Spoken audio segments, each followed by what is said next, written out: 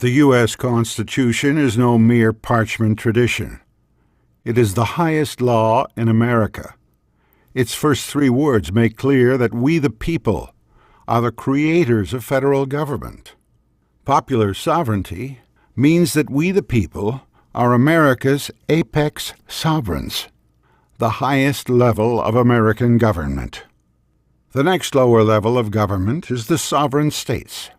Seen as a contract, the people in the states were the parties to the Constitution. Finally, the lowest level of the American government is the federal servant that we the people created, defined, and limited in our highest law. Every American attorney and judge must honor this law.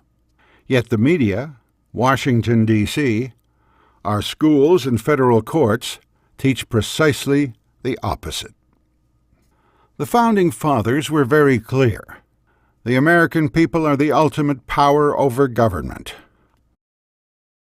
Ending this massive organized crime is the mission of America again, to recruit, train, support, and organize the American people to begin enforcing the U.S. Constitution against the criminal element in the U.S. Congress.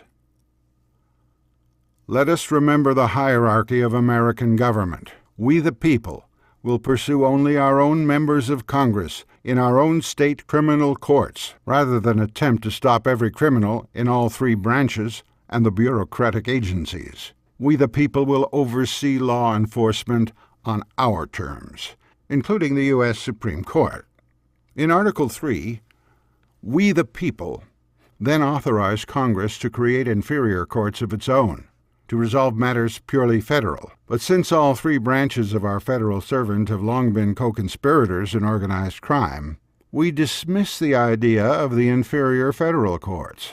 It would be ludicrous to look to the servants of our criminal servants to arrest their crimes. Now, we must begin a new way of life. Responsible sovereigns enforcing our highest law at last.